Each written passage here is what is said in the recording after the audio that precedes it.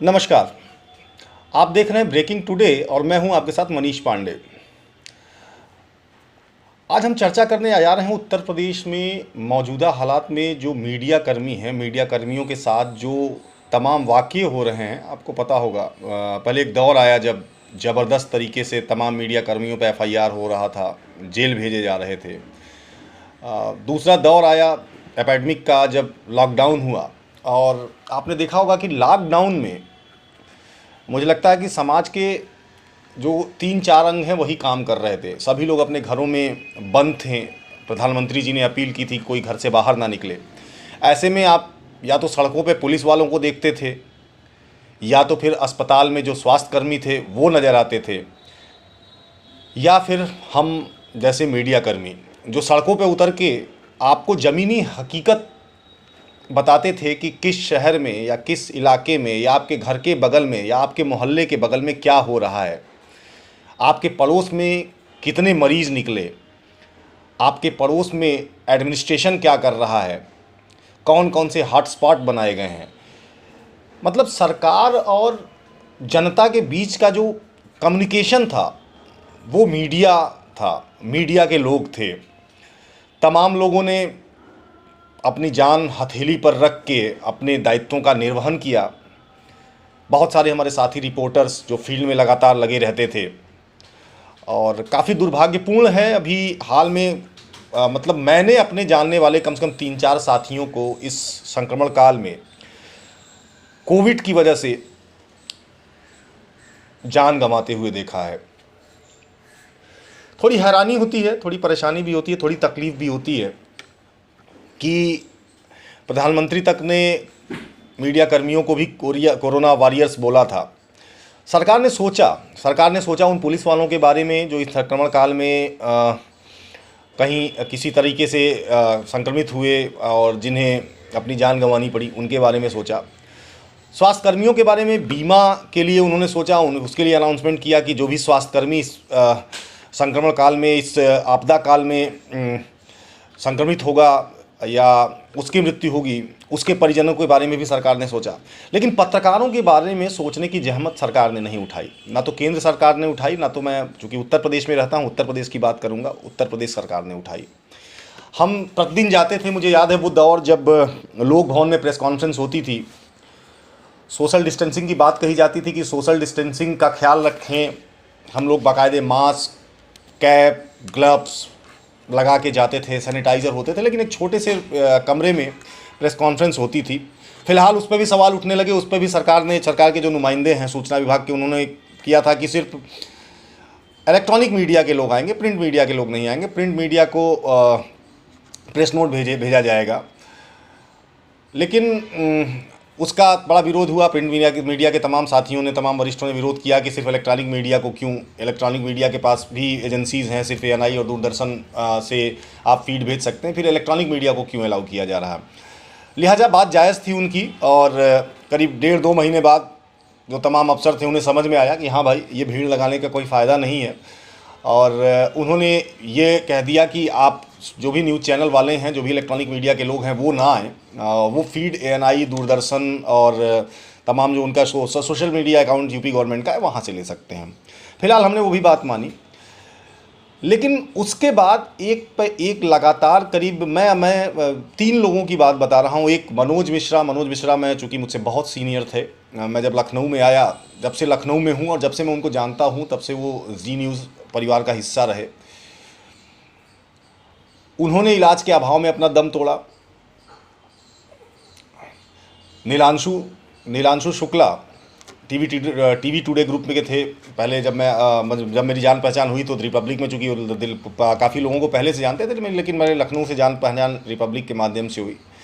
नीलांशु शुक्ला, जिसको आजकल आप देख रहे होंगे सोशल मीडिया पर, नीलांशु को लेकर तमाम लोग अपनी संवेदनाएं प्रकट कर रहे हैं।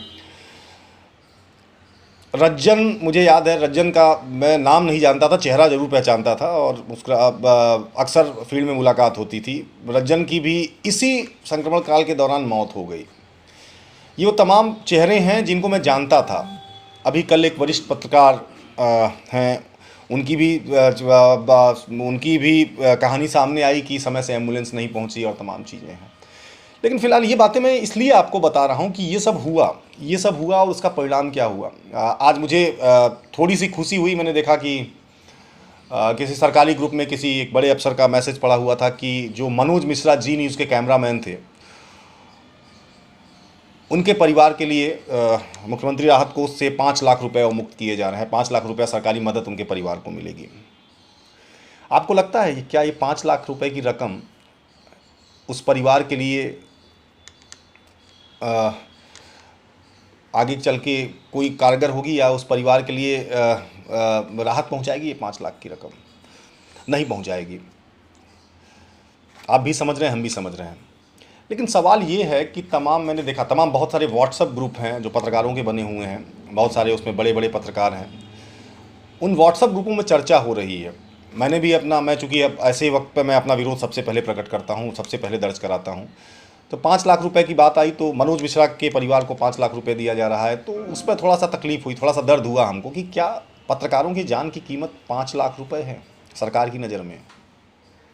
सरकार को भी सोचना चाहिए कि जो लोग कंधे के साथ कंधा मिला के उनके साथ चल रहे हैं, और वो अगर अपनी ड्यूटी के दौरान किसी आपदा की वजह से काल के गाल में समा जा रहे हैं, तो कम से कम उनके परिवारों को राहत पहुंचाने की जिम्मेदारी भी सरकार की है।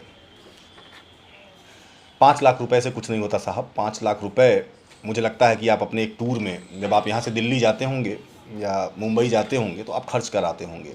लेकिन उस परिवार को 5 लाख रुपए में आप क्या चाहते हैं कि वो पत्रकार का परिवार 5 लाख रुपए में उसके लिए बहुत बड़ी राहत होगी? ऐसा नहीं हो सकता।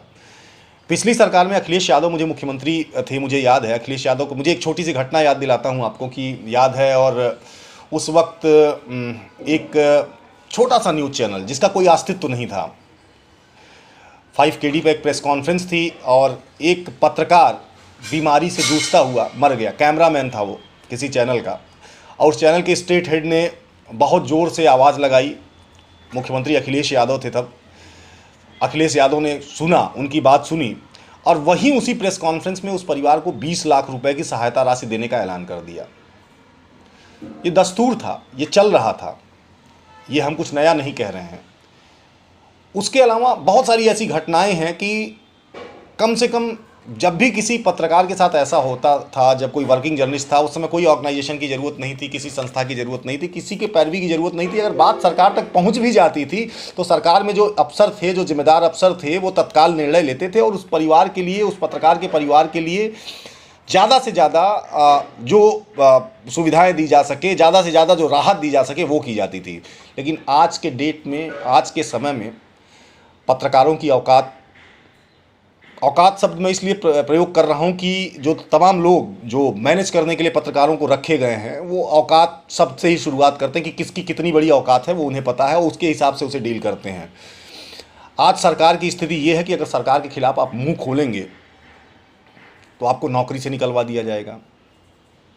आप किसी चैनल में हैं तो उस चैनल का विज्ञापन बंद कर दिया जाएगा। उस चैनल के मालिकों के सामने ये शर्त रखी जाएगी कि फला व्यक्ति बहुत निगेटिव चल रहा है सरकार के, आप निगेटिव चला लो, हम आपको पैसा नहीं देंगे। हालांकि ये पैसा जनता से ही आता है, सरकार का अपना पैसा नहीं है। जब आपने एक मापदंड निर्धारित कर दिया तो उस मापदंड का आधार ये नहीं होना चाहिए कि आपके खिलाफ कौन चल रहा है और आपके साथ कौन चल रहा है। तो इस तरह के तमाम दबाव बनाए जाते हैं। मैं ये बातें इसलिए आपको बता रहा हूँ, इसलिए समझा रहा हूँ कि हम बहुत बुरे दौर से गुजर रहे हैं। हमें आवाज़ उठानी होगी। अगर हम आज आवाज़ नहीं उठाए, हो सकता है कल हमारी स्थिति और बुरी हो जाए। आज कम से कम ये कहने पर मुख्यमंत्री की तरफ से शोक संदेश आ जाता है। मुझे याद है नीलांशु का जिस दिन स्वर्गवास हुआ, उस दिन मैंने ट्वीट किया था, मैंने अपने पर्सनल ट्विटर अकाउंट से ट्वीट किया था। तब तक सरकार के किसी भी व्यक्ति की तरफ से कोई ट्वीट या कोई, आप समझिए कि कोई भावना व्यक्त नहीं की गई थी एक नौजवान पत्रकार की मौत के बारे में।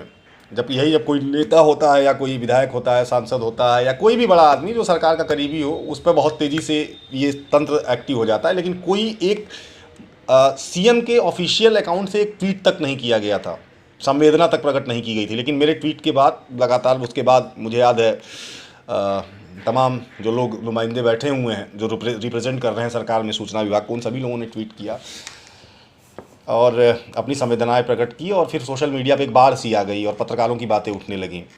तो मैं दरख्वास्त फिर यही करना चाहता हूँ, अपील सिर्फ यही करना चाहता हूँ, अगर आप पत्रकार हैं तो कम से कम अपने हक़ की आवाज़ उठाइए, अपना ज़मीर गिरवी मत रखिए, सच्ची पत्रकारिता करिए, और जिस चीज़ के लिए आप जाने जाते हैं, पहचाने जाते हैं, उस पर कायम रहिए। चाटुकारिता और सरकार का प्रचार प्रसार करके हो सकता है आपको कि थोड़ी बहुत राहत मिल जाए, थोड़े पैसे कमा लें आप, थोड़ी प्रॉपर्टी बना लें, लेकिन आने वाला वक्त या आने वाले वक्त में जब इतिहास लिखा जाएगा तो आज भले ही आपके सामने आपका नाम लेके कोई बोलने को तैयार नहीं है, लेकिन उस वक्त सैकड़ों हाथ और सैकड़ों उंगलियां आपके ऊपर उठेंगी कि आपने अपने दायित्वों का निर्वहन सही ढंग से नहीं किया, लिहाजा आप पत्रकार नहीं हो।